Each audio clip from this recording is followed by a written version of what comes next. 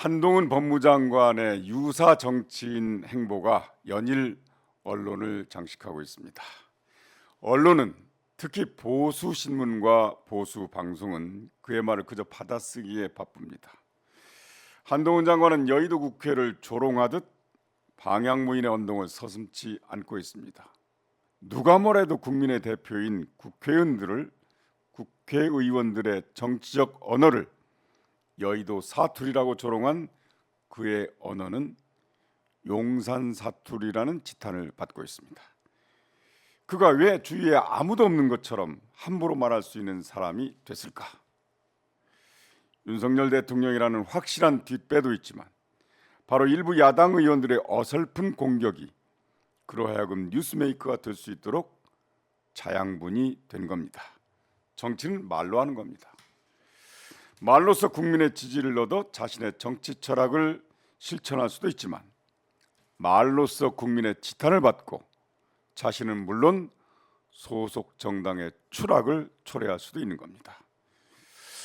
자, 지지냐 지탄이냐 정치하는 사람들이 쓰는 말에 달려 있습니다. 자, 오마이TV가 매주 목요일에 방송하는 성경환이 묻고 박지원이 답하다 시작합니다. 시장님. 지금 보수 언론이 한동훈 장관을 감싸고 있는 건 사실입니다. 네. 그렇지만 어제 네. 날짜 동아일보 사설을 보면은 한동훈 법무부 장관의 국무위원으로서의 일탈 행위를 지적하고 있어요. 그렇기 때문에 저는 한동훈 장관의 그러한 장관으로서 국무위원으로서 일탈된 행동에 대해서 보수 언론도 지적하기 시작했다. 금도를 넘은 거죠. 그렇죠. 네. 네. 그렇게 봐요. 자, 한동훈 장관 얘기는 조금 이따 하고요. 네. 우선 실장님, 아니 그 방금 뉴스를 검색해봤는데 실장님에서 출마하시고자 하는 지역이 해남 진도 완도잖아요. 네, 그렇습니다. 거기에 현역 의원이 이제 뭐라고 하셨더라고요. 글쎄요. 뭐 스님과 뭐 어쩌고 뭐 술 마시고 뭐 이런 거. 저는 어제 저녁에 광주 KBC TV에서 보도를 했더라고요. 네. 그러니까 그 현역 의원 말씀이 네. 아니 끝나고 우호적인 자리에서 고기하고 술을 먹는데 스님들이 마시는데 나도 마시면서 먹으면서 말할 수 없었다 이렇게 얘기를 해서 나도가 아니라 그 현역 의원 말씀이죠. 그렇죠. 네네. 그렇기 때문에 저렇게 얘기를 해서 될까 했는데 어떻게 됐든 저에게 비난하는 성명을 냈더라고요. 아, 술은 자기들이 마시고 술 안 마신 박지원한테 왜 비난해요? 저는 어떻게 됐든 소위 부답 웃고 넘기고 제가 현재 지지도에서 30-40% 앞서고 있는데 그 조용한 해남을 시끄럽게 할 생각은 전혀 없다. 그렇기 때문에 만약 이것이 또 요즘 민주당의 막말 파동에 이어서 민주당 의원들의 일탈 행위로 지적받으면 곤란하니까 제가 말하지 않겠습니다. 하여튼 말이 중요합니다. 아이고 저는 네네. 묻지 마시라니까요. 네, 알겠습니다. 아니 제가 오는데 네. 광주 CBS에서도 이미 전화가 왔어요. 아. 그래서 내가 소위 부답이다. 나 웃고 네네. 넘긴다. 난 말하지 그러니까 않겠다. 시장님께서 스님하고 술 마신 건 아니죠? 아니 저는 아니 술 안 마시잖아요 요즘에. 요즘은 옛날에는 많이 마셨죠. 그렇지만 네네. 요즘 술 안 마시고 그거 좀 예. 조심스럽게 해야 네네. 돼요. 네. 그 좁은 시골에서 그러면 안 됩니다. 네, 그렇습니다. 자, 이제 한동훈 장관 오프닝에서 얘기를 했는데 그건 조금 미루기로 하고 어제 오늘 갑자기 한반도에 긴장이 고조되고 남북 간의 어떤 불안감, 전쟁 불안감이 이제 국민이 거기에 시달리고 있는데 경위를 제가 말씀드리고 질문을 드리겠습니다. 북한이 유엔의 제재 사항인 군사 정찰 위성을 성공적으로 발사했다고 발표했습니다. 그리고 윤석열 정부는 이를 이유로 해서 5년 전, 즉 문재인 정부 때 남북이 합의한 9.19 군사 합의, 즉 남북 관계와 한반도 평화를 위한 안전핀 역할을 해오던 1조 3항의 작동을 정지시켰습니다. 그리고 바로 어제 오후에 무인기라든가 정찰기를 그 남북 완충 지역에 투입했습니다. 이에 맞서서 오늘 아침에는 북한도 9.19 남북 군사 합의를 철회했다고 발표했습니다. 그리고 모든 군사적 조치를 그 남북 군사 합의 이전으로 회복시키겠다 이렇게 발표해서, 자, 이게 꼭 이래야만 될 일인가? 북한의 군사 정찰 위성 발사와 남북 9.19 군사 합의서가 무슨 연관이 있는가 하는 생각도 들어요. 왜냐하면 우리도 오는 30일 군사 정찰 위성을 미국에서 발사할 예정이잖아요. 어떻게 됐든 저는 지금 이 순간 네, 우리 한반도가 긴장 속에서 국민들이 불안한데, 과연 윤석열 대통령이 영국에서 황금마차 타시고 셰익스피어 시를 낭송해야 되는가? 우리 대한민국의 제1야당 대표는 1년 반간 만나지 않으면서 영국의 네, 야당 노동당 대표는 만나는 것이 적절한가? 우리 국민들이 착잡하게 생각하실 것 같아요. 제가 수차 얘기를 했습니다. 한미일 편중 외교를 할 때는 반드시 북중러 혈맹으로 간다. 네, 그렇죠. 그리고 2% 부족한 북한의 위성, 미사일, 핵 기술을 러시아 푸틴으로부터 지원받을 거다. 네, 이것이 현실로 나타났습니다. 예상하신 대로 그대로 됐죠. 예. 지금. 제가 그렇게 경고를 했을 때 아무런 뭐 강대강으로 지금도 하고 있다고요. 물론 휴전선의 무인기를 뭐 정찰하고 하는 것은 필요합니다. 그렇지만 이것은 훨씬 넘어서 정찰 위성이, ICBM이, 핵이, 탄도미사일이 하는데 과연 휴전선만 무인기 띄워서 되겠느냐 하는 거예요. 그래서 저는 9.19 군사 합의는 남북 간에 협약된 것은 우리가 먼저 파기를 하면은 북한에 구실을 줍니다. 구실 줘가지고 당연히 이제 딱 다 파기했잖아요. 맞서. 그렇기 왔잖아요. 때문에 네. 우리는 파기보다는 준수를 외교적 압박 수단으로 써야 되는 거예요. 네, 그래서 저는 보수 정권이 박정희 대통령의 7.4 공동성명, 이후 노태우 대통령의 남북 기본 합의서, 네, 이런 훌륭한 업적이 있는데도 불구하고 이명박 대통령이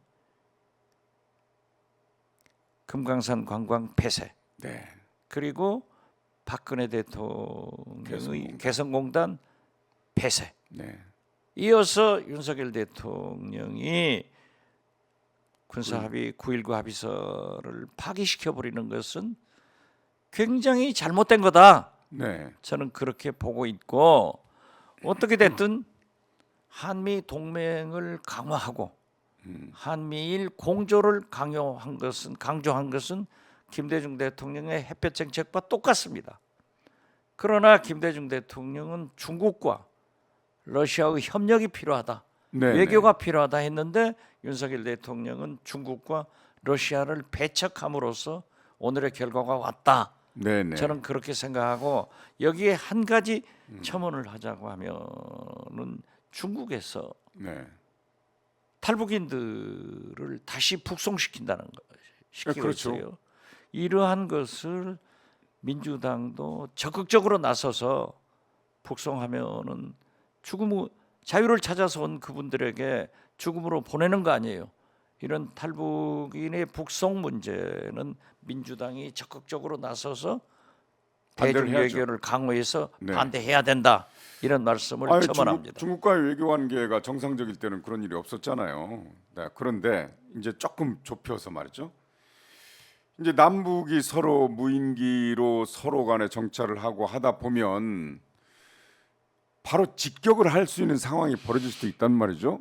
그럴 때 총탄이라도 혹시 북한으로 넘어가고 북한에서 남한으로 넘어오는 경우에 그거 어떻게 되는 거예요? 저는 한반도의 전쟁은 지금 현재로 보면 없다. 네, 북한 김정은도 전쟁은 꺼려해요. 왜냐하면 미국이 무서운 거예요. 네. 그리고 우리 한국도 뭐 강대강으로 원점 타격하겠다 하지만은 미국이 못하게 하니까 한반도 전쟁은 있을 수 없다 이렇게 단정적으로 얘기를 드리지만은 우발적인 그렇죠. 우발적인 거죠. 사고는 많이 발생할 수 있어요. 그리고 이게 지금 그게 문제가 아닙니다. 좀 거시적으로 국제적으로 봐야 돼요. 그래서 윤석열 대통령이 강대강보다는 미 국무성이 미 백악관이 취하는 태도를 취해야 돼요. 규탄한다. 네. 안보리 위반 아니에요. 그럼요. 그렇기 때문에 외교적 해결을 위해서 대화장으로 나오라 이러한 것을 촉구해야 되는데 저는 북한이 김정은이 바이든 방해를 위해서 내년 대통령 선거 전에 7차 핵실험을 할 거다. 핵실험을 할 거고 ICBM도 발사할 거다. 네. 이렇게 됐을 때 이번 위성은 발사체 위성은 사실상 ICBM입니다. 지금 북한에서는 이미 괌에 미군 기지 사진을 보내왔다. 네네. 자기들은 성공이다 하고 우리 한미 정보 당국에서는 아직 명확한 얘기는 하지 않고 있더라고요. 발표 나올 거예요. 네네. 그렇지만은 조잡한 이성이다 하고 폄훼를 했는데 조잡한 이성이라도 북한은 자기들이 개발한 자기들 땅에서 쏘아 올려서 대기권에 진입해 가지고 그 위성이 돌아다니면서 실질적으로 괌의 미군 기지 사진을 전송해 왔다고 하면은 이건 문제예요. 그러니까 아울러서 네. 이제 ICBM을 발사할 수 있는 기술을 확보한 거예요. 그렇죠. 아울러서 ICBM에는 다탄두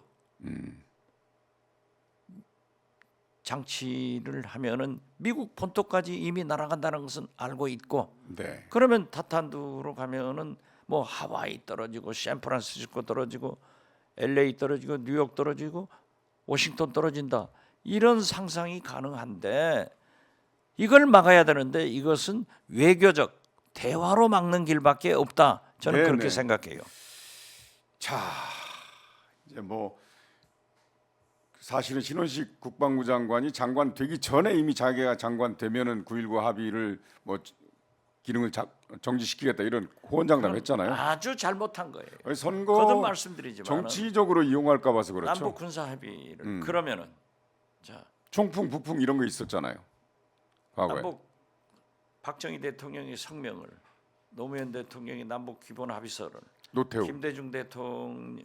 노태우 대통령이 남북 기본 합의서를 김대중 대통령의 6.15 공동선언을 윤석열 대통령 노무현 대통령의 14선언을 문재인 대통령 9.19 합의 이런 걸 4.27. 파기하면은 어떤 의미에서 보면은 김정은은 기다리고 있는 거예요. 그러면 구실이 되잖아요. 사실은 김정은을 구속하고 있었던 거거든요. 어떤 측면에서. 그러니까 자기들도 오늘 그러더라고. 구속에서 벗어나겠다고. 그렇죠. 그러더라고요. 그리고 지금 보십시오. 이 6.15 남북 공동선언이 왜 중요하냐 네. 하면은 노태우 대통령의 남북 기본 합의서는 총리들이 서명을 했습니다. 네, 그렇죠. 그러나 남북 기본 합의서는 남북 정상 6.15 선언은 김대중, 김정일. 김정일이 서명했고 14선언은 남북 정상 역시 노무현, 김정일. 김정일. 그리고 9.19 합의는 문재인, 김정은. 김정은이 합의를 했다고 하면은 자기들은 태양처럼 장군이 서명한 것을 파기 파기했다. 못하죠. 이것은 네. 굉장히 문제가 되는 거예요.